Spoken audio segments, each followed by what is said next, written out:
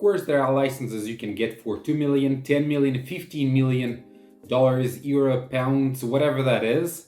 But main licenses, the one that you may want to obtain, they are not made equal. So there are no two similar licenses that would be a substitute for all other licenses. Every license is different. So for example, the Curacao license, it works perfectly for startups. If you do not have tons of cash, you're just starting and you want to start and launch your business fast, right? Then the Kanawaki license, that comes as a master license and also without any corporate services. So you can have a company registered in Seychelles, Costa Rica, Cyprus, wherever you want, and you will get a license, a Kanawaki license. Maltese license, that's perfect for the European market, where it's, it will take you, it will be much easier for you to get any European, any local license, and also you can put all licenses under one umbrella. That will be the Maltese company and pay less taxes.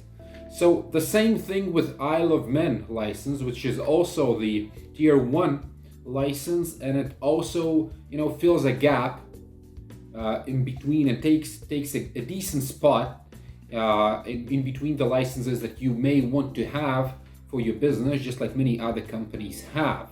Many companies have all of them. So it's the Curacao license, Maltese license, Kanawaki, and also the Isle of Man license. So let's check how it's different, what it makes for your business, where to get one, and how much it costs, right?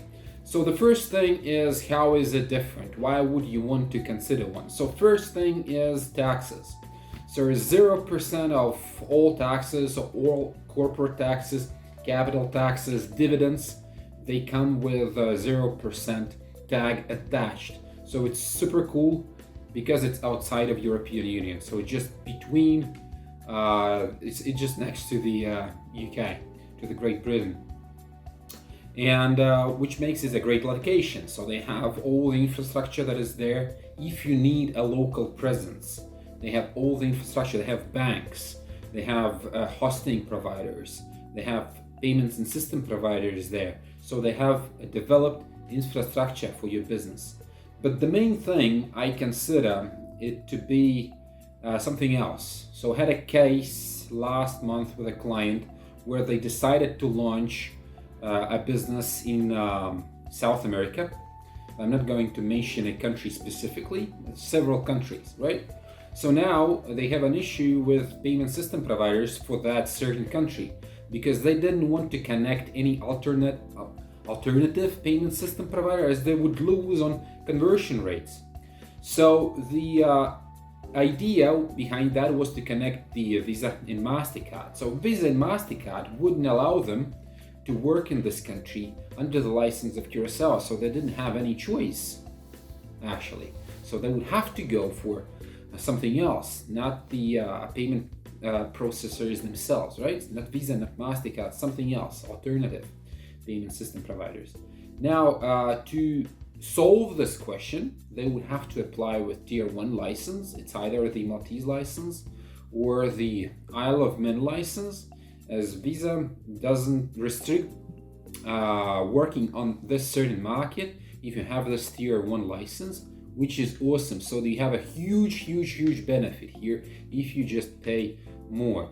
The next thing is banks, of course. So on Isle of Man, you have several banks, real banks, solid banks, like old school, old style, with all the benefits that banks provide.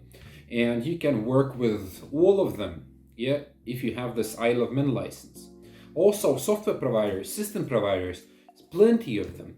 And it's not that someone would deny your license. All of them will appreciate your business and you can sign 100% of them, right? That is not always the case with tier 2 license. Another benefit is, of course, investors. So if you want to attract investment, it's always better if you have this tier 1 license, because you will have your audits in place. Investor will know that the quality of earnings is there in place, so it's much easier to attract investment. It's easy to go and public liquid through IPO, as you cannot do any of this with tier 1, tier 2 licenses. And of course, the huge benefit is the time. So you would say, like, why cannot we just use the Maltese license, right? Because it provides, well, huge benefits. Well, it does, but then you have to wait for almost a year to get one. When with the license of Isle of Man, all you have to do is to wait for 3-4 months and it will be there. You cannot do the same kind of trick as you would do with the Maltese license. Well, you would combine all the European countries under one umbrella, because now we speak of countries outside of European Union. We speak about South America, we speak of Asian countries, Middle East, we speak of that market, right? So it benefits businesses that work outside of EU, that want a decent Tier 1 license and don't want to wait for a year to get one.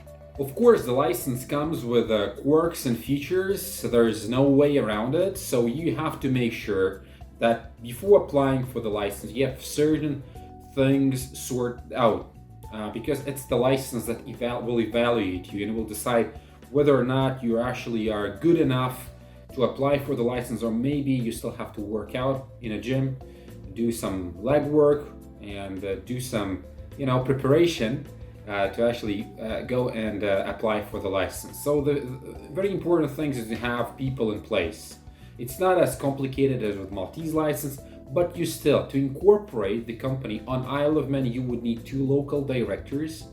That's why it's very good to use corporate services providers, as they can solve most of your issues related to labor, related to processes, related to board meetings, and all of these kind of things. So 2 directors is something that is must have for the Isle of Man company.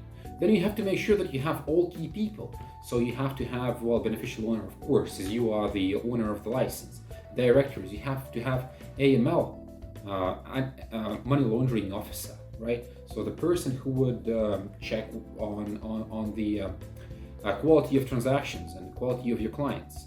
Now, your games have to be certified. Just like with any other license out there, you have to work with decent third-party providers. I will leave you a link just under this video, or you can follow the link to check my post. And I'm leaving all information about all the third-party providers that work with Isle of Man. When it comes down to most important people, which are your clients, the license of Isle of Man treat them as VIPs. So you have to make sure that you have enough of funds to cover all accounts of your clients, and also potential winnings of the clients. So even though there are systems how to do that and proven ones, and as far as you work with the license, you will choose which one you want to use. You can even propose your own solution to this. So how you see the system? Do you want to also combine this with banks and with loans? How do you want to protect your clients? As this is just something that is necessary, and this cannot be somehow avoided. Because even if you go bankrupt, if your business goes belly up and you liquidate, license has to make sure that there is enough of funds on your accounts, enough of capital to make payouts to your clients. So they want to secure your clients in order to do business. That's the only way you can get the Isle of Man license, just like the Maltese license. And there are just 4 types of the license that you may consider, so it's not plenty. 4. So the first is OGRA license, OGRA.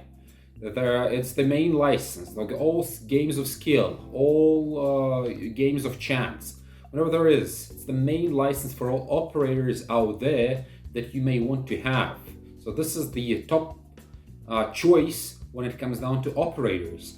This OGRA license will also give you a benefit to issue sub-licenses to your client. So imagine you write a game, or you have a platform, and now you sign an operator. So a person, your friend, decides to sell your game to the market. Now he has to apply for the license himself. So perfect scenario is where he has the same OGRA license, but that would make him pay some good cash for it, right? So not everyone is ready for this one, so he may sign an exclusive agreement between him and you, and then he would be applicable for a £5,000 license. So that would be, well, enough for him to go to the market and start his own business if he has this exclusive agreement between you.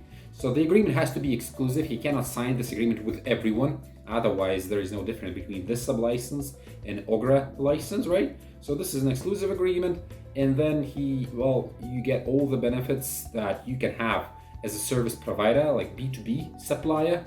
And as there is not so big barrier anymore, you can sign as many operators as you want.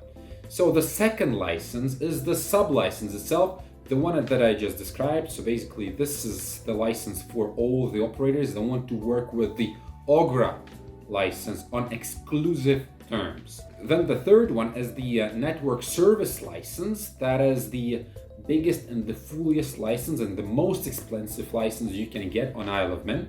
So it includes all the benefits of OGRA license, plus you can have your clients come from other jurisdictions without actually reapplying them, doing this KYC process again, right? So imagine the scenario where you run a casino under the license of Curacao, and you have 10,000 active clients.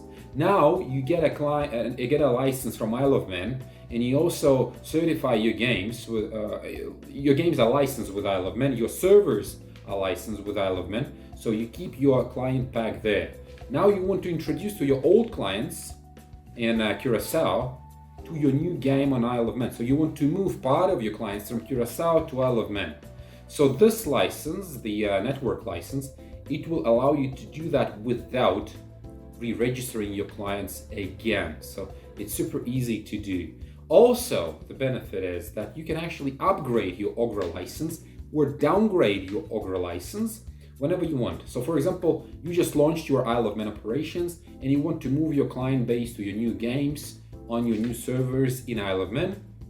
Now you can upgrade your OGRA license, you can do that, and then you can actually downgrade, so you don't have to pay the same amount every year if it doesn't make any sense for you. The last one is token-based software provider license. So imagine you create tokens so clients can pay not using cash, regular cash, not fiat, not crypto, but using tokens, right? So you issue tokens, now clients go there to support your business, support your casino. They buy tokens and they pay you in tokens, and then you make payouts to, let's say, affiliates using tokens as well.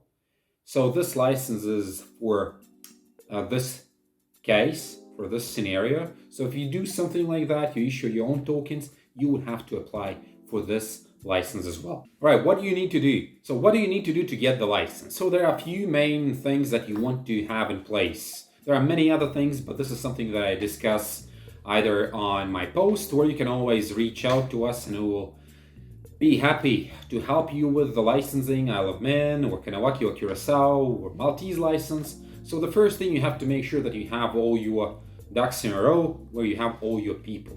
So the first and the main person is the UBO, so beneficial owner himself. Probably that's you with your partners, that's fine. Now you have to have your key people. You have to make sure that all directors are there. You have to make sure that your AML officers are there. So this is something that is necessary, step number one.